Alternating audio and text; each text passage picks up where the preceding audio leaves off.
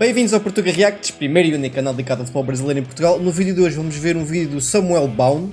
Samuel Baum? Baum? Espero estar a dizer bem.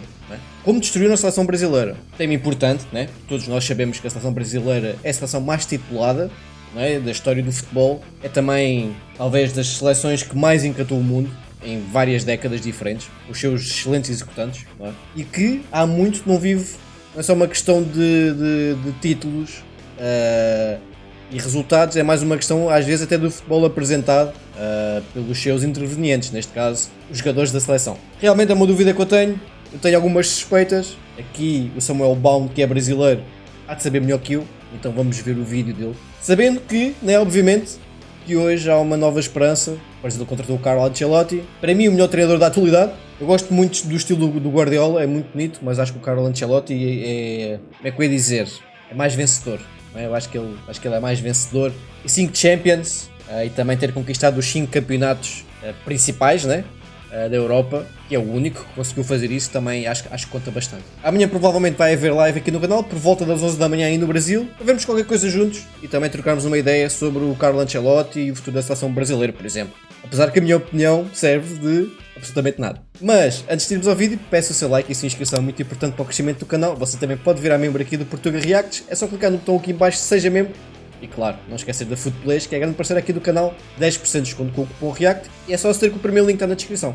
Vamos a isso. Se você é uma pessoa que gosta de futebol, provavelmente já pensou naquela famosa frase: antigamente era melhor. Isso porque, dentre vários motivos, bate aquela nostalgia dos anos 90 e 2000, onde existiam nomes gigantes do futebol brasileiro em pleno auge, como Ronaldinho Gaúcho. E não só do futebol brasileiro, mas do futebol mundial. O Romário, o Adriano Imperador, Ronaldo Fenômeno e assim por diante. O Cafu, Roberto Carlos, como se não existisse depressão, e a Copa do Mundo era tratada quase que como um evento sagrado. Mais do que futebol, era um momento de união nacional. Se tinha jogo do Brasil, escolas cancelavam aulas, empresas davam folga, e todo mundo parava pra assistir aquele time entrosado e alto astral que tocava pandeiro dentro do ônibus, mas o show era no campo. Talvez a sensação recente, mais próxima disso, foi agora em 2022, quando o Brasil começou benzaço na Copa do Mundo, com direito a prêmio de gol mais bonito por aquele voleio do Richarlison. E, mano, que gol foi aquele? Eu me arrepio até hoje só de lembrar.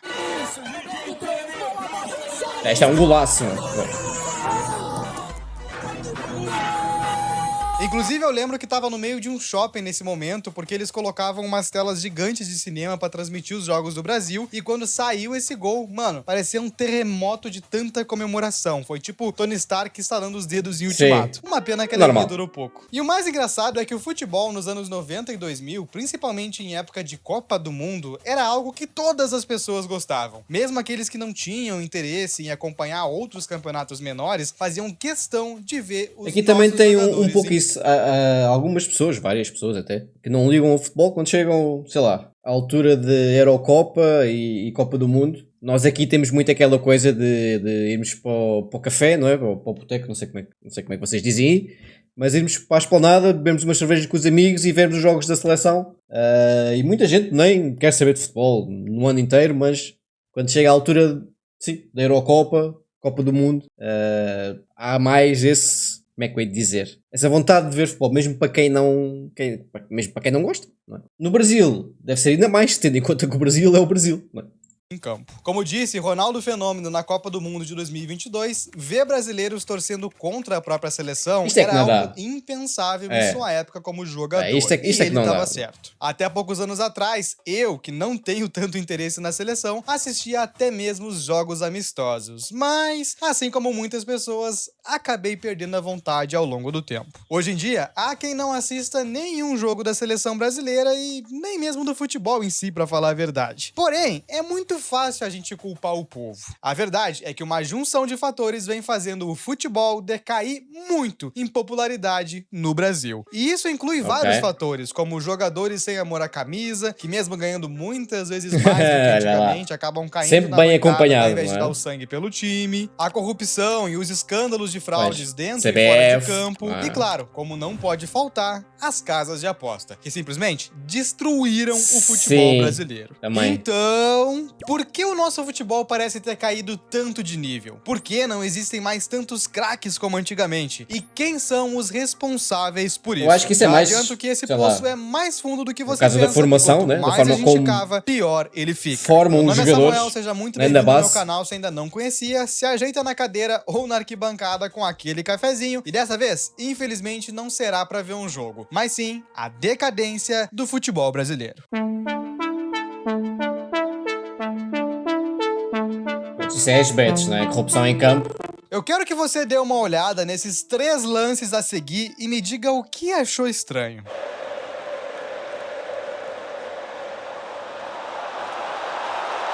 É muito mal. Subiu e fez o corte Luiz Henrique. Patrick deu de graça essa bola. De graça. Já fez alguns jogos ali como um primeiro, segundo volante e ele oscila. Isso é um horror, né?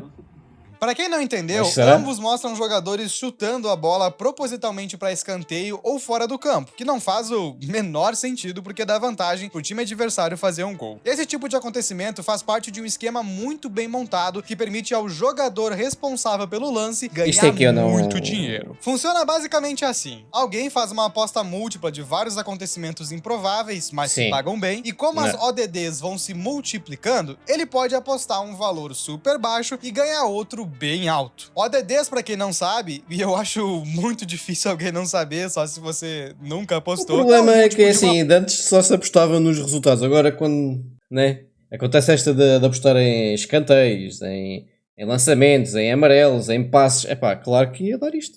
Aposta. Por exemplo, imagine que uma pessoa apostou R$100 num acontecimento aleatório com um ODD de 2. O prêmio seria de 200, porque é vezes 2. Se a ODD fosse 2.5, seria 250. Só que até aí, nós estamos falando de uma aposta simples em apenas o único acontecimento, como vitória, derrota ou gol de algum time. A brincadeira realmente começa quando alguém cria uma aposta onde vários acontecimentos com ODDs diferentes precisam ocorrer. Dessa forma, a aposta é multiplicada. Isso também é culpa das casas de aposta. Em uma partida, pro time A fazer um gol, a ODD é 4. Pro jogador X receber um cartão amarelo, a ODD é 3. E pro jogador ser expulso, a ODD é 5. Você então aposta que o time A fará um gol, o jogador X receberá um amarelo. As apostas começaram a ser cada vez mais complexas. Forma, a ODD, que inicialmente em vez de ser o simples resultado, agora é multiplicada, se tornando e agora 60. É isso. Assim, se apostou R$100 vira 6 mil, 1.000 vira 60 mil e assim por diante. Em uma aposta real, um golpista combinou 3 acontecimentos que precisavam ocorrer no mesmo jogo, e com apenas R$530, ele iria ganhar 87 vezes esse valor. Faz a conta aí. Se você achou alto, saiba que essas apostas são feitas em diversos sites ao mesmo tempo, o que multiplica ainda mais os valores. E para se certificarem de que tudo vai ocorrer como planejado, eles entram em contato com um jogador escolhido e oferecem uma parte do valor apostado, geralmente de séries B, C ou D do Brasileirão. Assim, todo mundo sai ganhando e ninguém fica sabendo. Pelo menos, esse era o plano. Os donos do esquema são audaciosos. Entraram até nos vestiários pra combinar o que precisava acontecer. Aí já não dá, mano. Aí já não dá. Estás a fazer o esquema e depois... Em setembro do ano passado. Eu entendo, é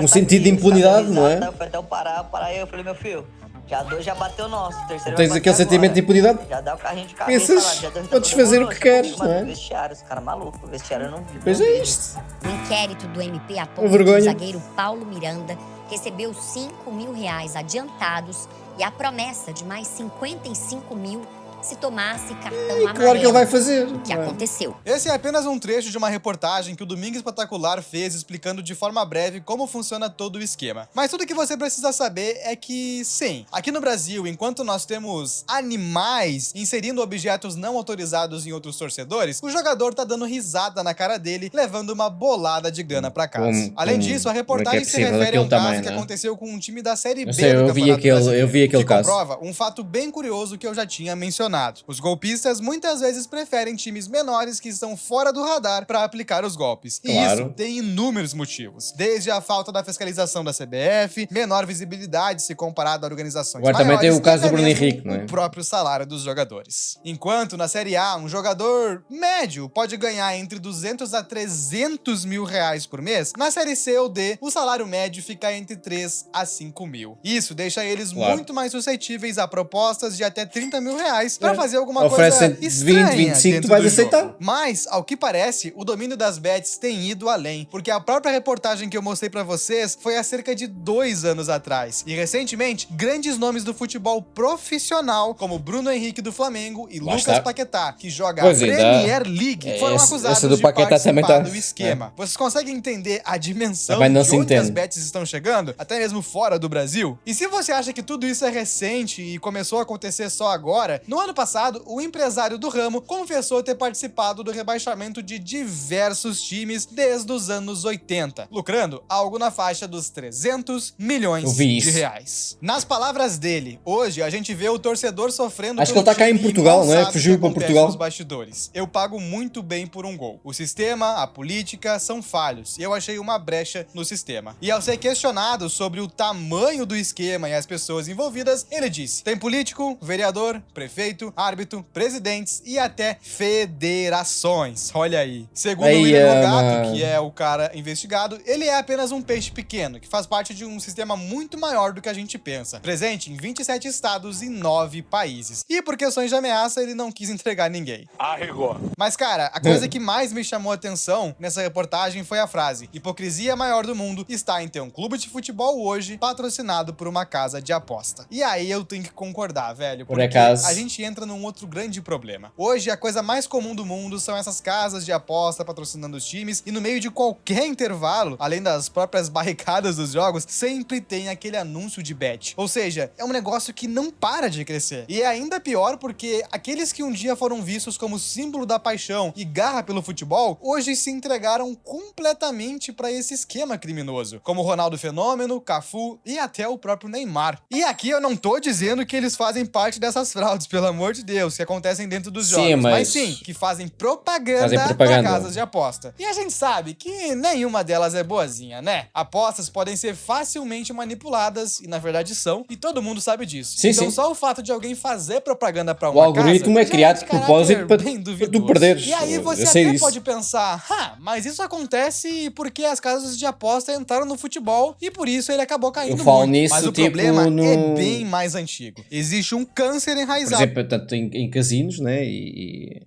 casino online, o algoritmo dos jogos, né, é criado, feito precisamente para te viciar e para tu perderes. Não é preciso ser muito inteligente. No futebol brasileiro, que vem muito antes das bets e não tá dentro de nenhum site ou aplicativo, mas sim dos próprios campos. A sujeira dos bastidores é ainda maior e, como disse o Capitão Nascimento, o sistema é foda. O sistema é foda,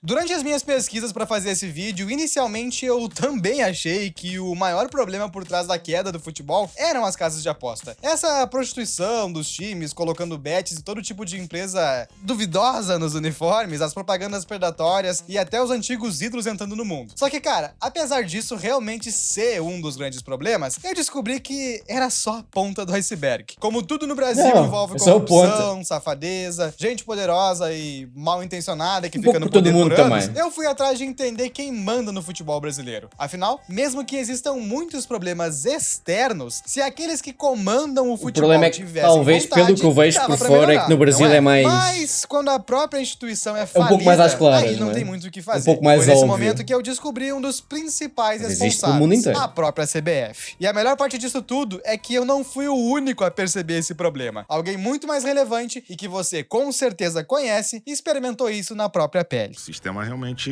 não deixa ninguém entrar. Historicamente, a CBF nunca teve uma eleição com 2 candidatos. Quem tá no poder se reelege ou elege o sucessor. Eu falei com muita gente do futebol, presidente de clubes. Os clubes já receberam. Não, eu falei com muitos presidentes de federação também. Isso não é democracia, né? Obviamente. Que eu queria fazer e tal. A gente decidiu mandar um e-mail, uma carta oficial para as federações em 2 dias. 20 federações tinham respondido, todas pareciam, Ronaldo, pô, muito legal você se interessar em querer ajudar o futebol, respeitamos muito a sua trajetória, a sua história e tal, mas não podemos te receber porque estamos alinhados com a excelente gestão do Edinaldo Rodrigues. Sendo que, pô, ninguém estava alinhado nada. O relato é que te comandaram embora agora. Ali, confusão danada ali. As pessoas na CBF, elas não conseguem trabalhar, tudo é muito centralizado no Edinaldo. As pessoas entram lá e saem. Pra colocar o filho lá do presidente de Roraima, né? Ele inabilita minha candidatura,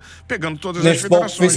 Mesmo que eu tenha todos os clubes, não é suficiente. Os benefícios que a CBF manda pra federação, ele determina, vem cá, se você ainda tem 1 ano e meio, se você não votar em mim, cara, eu paro de mandar os benefícios pra tua federação, em 2 meses tua porta fecha. E foi assim que é usado, né? A força de estar sentado na cadeira. É difícil, eu acho que até a politicagem não quer deixar os atletas entrarem, porque corre o risco de tirar o lugar deles. Então, descartá-los, eu não imaginava tão pesado o sistema. Eu falei, cara, vamos tentar, eu sei que é difícil pra caramba, mas eu não imaginava que era impossível. Há poucos meses atrás, o Ronaldo Fenômeno participou de um podcast e logo no início do papo deu muitos detalhes sobre sua tentativa de candidatura à CBF. O problema, como ficou claro nos trechos, é que não existe uma eleição com mais de um candidato ao cargo. É tipo a Venezuela, onde só o Maduro concorre. E mesmo tentando apoio com outras confederações, fora o fato de ser um dos maiores jogadores do mundo, eles até podem concorrer. Os outros é que vão dizer, sabes que, não é? Tu não tens apoio, não vale a pena. Ou neste caso, tu não estás legalmente pronto a concorreres e nós não te vamos ajudar e tal. Esse tipo de coisas normais. Aconteceu. Isso demonstra as falhas do próprio sistema. Alguém bem intencionado tenta fazer algo diferente e logo é barrado pela instituição. É quase como ser honesto no Brasil. Você tenta e o governo te mostra que vale mais a pena ser vagabundo. E pra quem não acompanha tanto assim o futebol, a CBF basicamente é quem manda em tudo relacionado a isso no Brasil. Organizam campeonatos, se envolvem em movimentações milionárias de jogadores, fiscalizam e regulam tudo. E se você pensa que o problema da gestão é recente, desde 1980 até 2025. O problema dos nossos governos, né, e é assim por quase todo o mundo, não em todos os países, mas na maior parte deles, é que o trabalhador é normalmente o mais prejudicado. E também, por vezes, o próprio empresário. Às vezes até o próprio empresário é que é tipo esmagado pela máquina do governamental. E o povotão, né, o trabalhador é o que mais esmagado é, que isto não faz sentido nenhum, mas é assim que eles deixam os bolsos. É assim. Todos os presidentes da CBF foram envolvidos em escândalos de corrupção, fraude ou coisas do tipo. Ricardo Teixeira por enriquecimento ilícito, José Marim por propina em contratos de transmissões de jogos, Marco Del Nero, esse aí conseguiu ser banido pela própria FIFA por lavagem de dinheiro, Rogério Caboclo por assédio a funcionárias e Edinaldo Rodrigues, acusado, ironicamente, de manipular regras eleitorais da CBF. Exatamente o que o Ronaldo disse no podcast. Ou seja, em mais de 30 anos, nenhum presidente da Confederação Brasileira de Futebol saiu ileso. A entidade tem um histórico de corrupção institucionalizado, o que, se tratando do Brasil, não deveria ser nenhuma novidade, né? O problema é que uma hora a bomba explode e a gente começa a ver os reflexos da má gestão dentro de campo ou fora também. E por último, mas não menos importante, o próprio nível dos jogadores não é mais o mesmo. Já faz um bom tempo que o Brasil não tem ídolos fortes. Muitos dizem que é por conta das farras e noitadas, e pode até ser, mas antigamente a coisa não era tão diferente assim. Nosso país já teve grandes craques que sequer compareciam a todos os treinos, como é o caso do Romário, acho que é o mais famoso, e que também viviam na vida boa. Por isso, a questão sobre o Brasil não possuir tantos craques é bem mais complexa e envolve uma série de fatores, que eu vou tentar explicar agora. Vamos lá. Vamos começar pelos salários. Em 1995, Romário, eleito o melhor jogador do mundo no ano anterior, recebia pouco mais de 60 mil reais por mês, sendo o jogador mais bem pago da época. Esse valor era equivalente a 625 salários mínimos, o que parece bastante dinheiro, porque realmente é, mas ainda assim, muito menos do que um jogador médio no Brasil hoje em dia. Em 2024, jogadores como Dudu do Palmeiras e Everton Ribeiro do Bahia recebiam cerca de 2 milhões de reais por mês, com um salário mínimo estando em 1.412. Isso era equivalente a 1.487 por muito bons, vezes. Sim, são muito bons. Do Everton Ribeiro, excelente jogador. Até gosto mais do Everton Ribeiro do que do Dudu. E o Dudu foi um excelente jogador. Eu só não concordei com as atitudes, né, que ele tem tido nos últimos tempos, mas isso é outra história. Agora, tanto um como o outro é que não cheiram nem tipo a chuteira do Romário, mas é que nem de perto.